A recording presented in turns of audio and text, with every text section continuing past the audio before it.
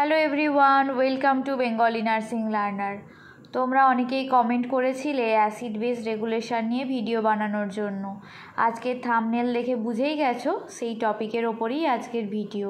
তাহলে চলো দেরি না করে শুরু করা যাক।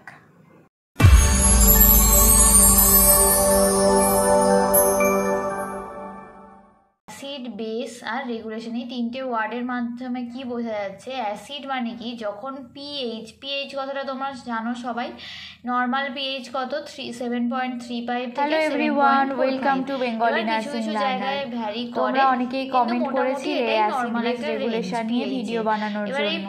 আজকের থাম্বনেল দেখে বুঝেই গেছো সেই টপিকের ওপরেই আজকের ভিডিও। আর যখন পিএইচ তাহলে বেশি চলো হবে তখন দেরি না করে শুরু করা যাক। রেগুলেশন মানে কি, যে বডিতে এই যে অ্যাসিড আর বেসের ব্যালেন্স সেটা যখন মেনটেন হচ্ছে সেটাকেই বলা হবে acid base regulation. Acid base রেগুলেশনকে মেনটেনের জন্য তিনটে মেকানিজম কাজ করছে। সেটা হচ্ছে বাফার 1 নম্বর, 2 নম্বর হচ্ছে লাং, 3 নম্বর হচ্ছে কিডনি। বাফার সিস্টেম হচ্ছে সবথেকে কুইকেস্ট, ব্লাড বাফার সিস্টেম সবথেকে কুইকেস্ট, দেন লাং, সেটা হচ্ছে কিছু হয় মিনিট থেকে কিছু আওয়ার টাইম লাগে কাজ করতে, এবং সবথেকে স্লো যেটা হলো সেটা হচ্ছে কিডনি। কিন্তু সবথেকে স্ট্রংগেস্ট কাজ এই কিডনি করে থাকে। এরপর আমরা জানবো বাফার সিস্টেম। আবার দু ধরনের, extra cellular, intracellular. Extra cellular buffer হিসেবে কাজ করছে বাইকার্বনেট আয়ন। এখানে দেখো H2O প্লাস CO2 থেকে কার্বনিক অ্যাসিড H2CO3 থেকে সেটা স্প্লিট হয়ে হচ্ছে H প্লাস HCO3 মাইনাস।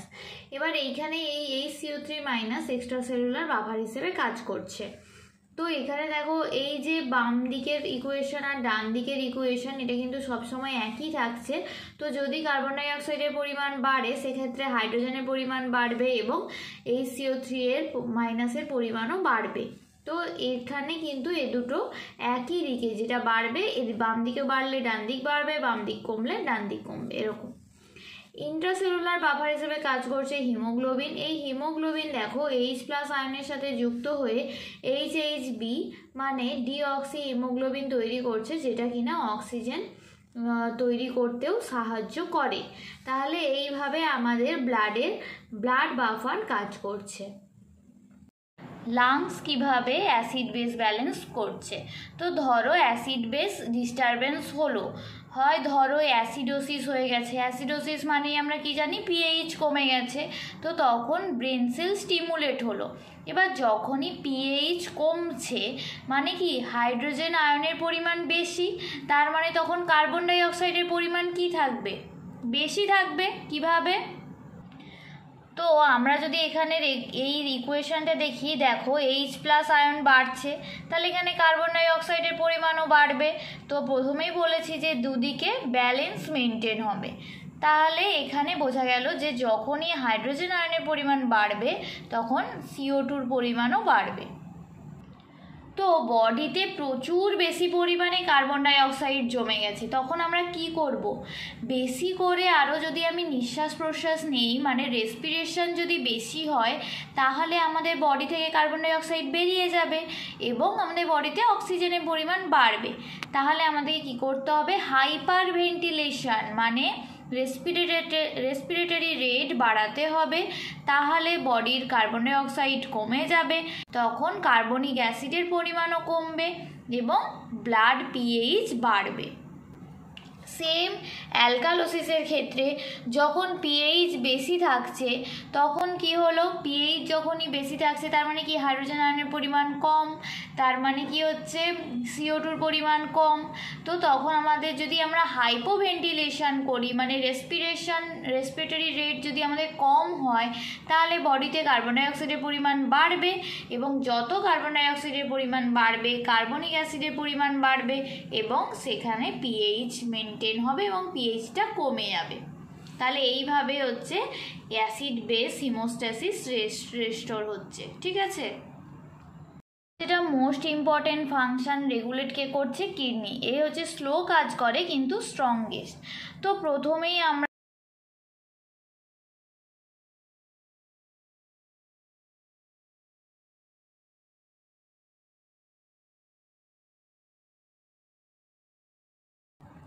ঠিক আছে,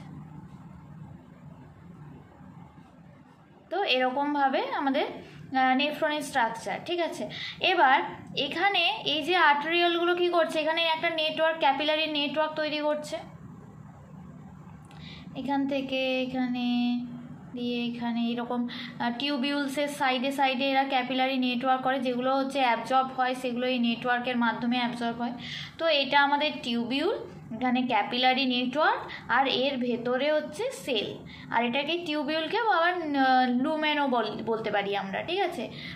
তো এর ভেতরে সেল আছে, আর এই সাইডে সাইডে আমাদের ক্যাপিলারি নেটওয়ার্ক আছে, যেগুলো রিঅ্যাবজর্পশানে যেগুলো হচ্ছে সেগুলো এর মাধ্যমে রিঅ্যাবজর্ব হবে। এবার এটা হলো তাহলে পিসিটি, মানে proximal convoluted tubule, DCT, distal convoluted tubule and collecting duct. Okay, তো প্রথম কাজ হচ্ছে এখানে এলো হচ্ছে ব্লাড গ্লোমেরুলাসে দিয়ে ফিল্ট্রেট হয়ে পিসিটিতে চলে এলো।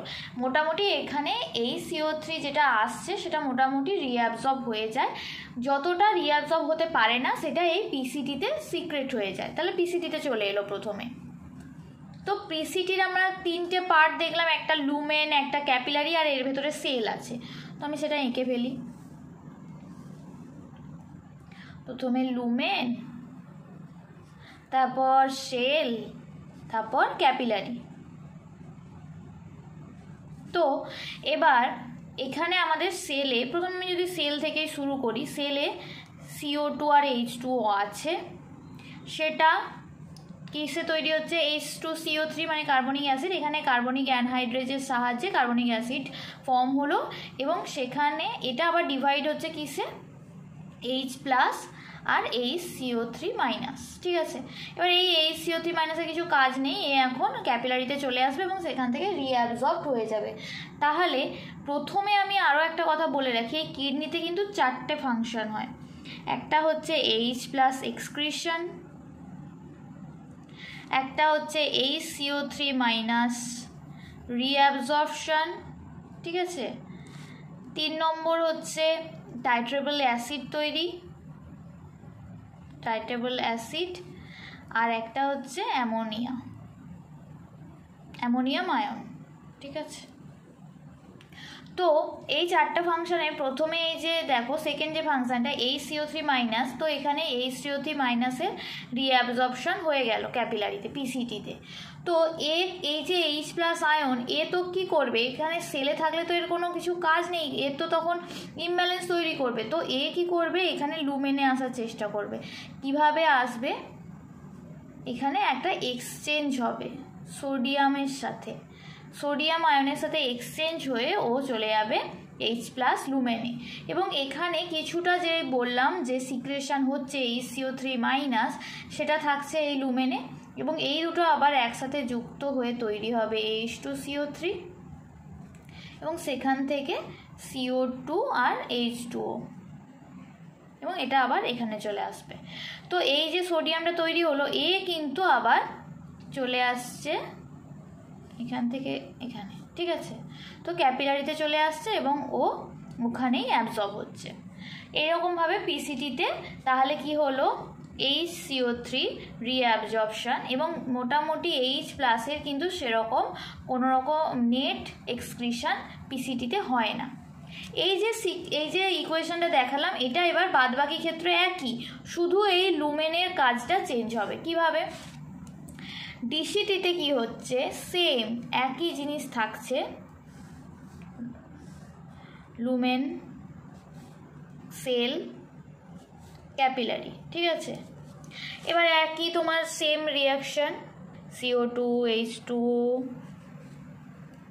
H2CO3,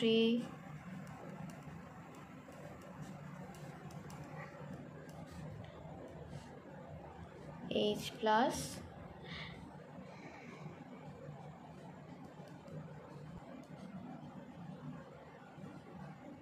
তো এবার কি হচ্ছে, এই যে টাইট্রেবল অ্যাসিড বা এখানে হচ্ছে এরকমভাবে H+ এর সিক্রেশন হয়ে গেল, কিন্তু এটা হচ্ছে H+ এর সিক্রেশন, কিন্তু H+ একা একা সিক্রেট হতে পারে না, তাহলে আমাদের আরেকটা H+ এর এক্সক্রিশন হয়ে গেল।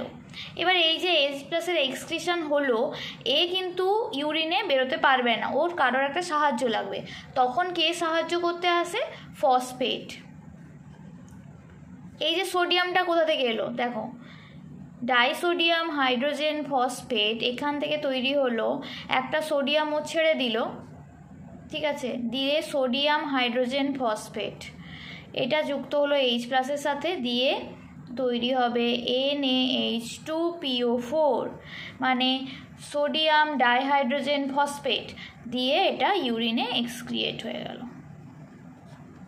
সেম, তাহলে এটা হচ্ছে একটা টাইট্রেবল অ্যাসিড।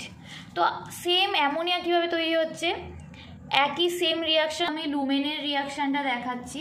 লুমেনে কি হচ্ছে, এখানে এই যে সেলের ভিতরে গ্লুটামাইন থাকছে, সেটা গ্লুটামিনেজের সাহায্যে গ্লুটামেট প্লাস অ্যামোনিয়া তৈরি করছে, ঠিক আছে। এবার গ্লুটামিনেজ, এবার এই যে অ্যামোনিয়া কি করছে, এখানে লুমেনে চলে আসছে, এবং লুমেনে অলরেডি ছিল হাইড্রোজেন আয়ন, মানে এই যে এই রিয়াকশানে অলরেডি H+ আয়ন সিক্রেট হচ্ছে, এর সাথে যুক্ত হয়ে তৈরি হয়ে যাবে অ্যামোনিয়াম আয়ন, ঠিক আছে। অ্যামোনিয়াম আয়ন ইউরিনে সিক্রেট হবে। এবার এই যে অ্যামোনিয়াকে কেন আবার দরকার হলো, কারণ এই ফসফেট কিন্তু বেশি পরিমাণে সিক্রেট হয় না, তাই rest of the portion excrete করার জন্য এখানে অ্যামোনিয়ার কাজ করছে। আজকের ভিডিও এখানেই শেষ করছি। যদি ভিডিওটা ভালো লেগে থাকে তাহলে অবশ্যই লাইক করো, শেয়ার করো বন্ধুদের সাথে, আর এখনও যদি সাবস্ক্রাইব না করে থাকো তাহলে অবশ্যই সাবস্ক্রাইব করো।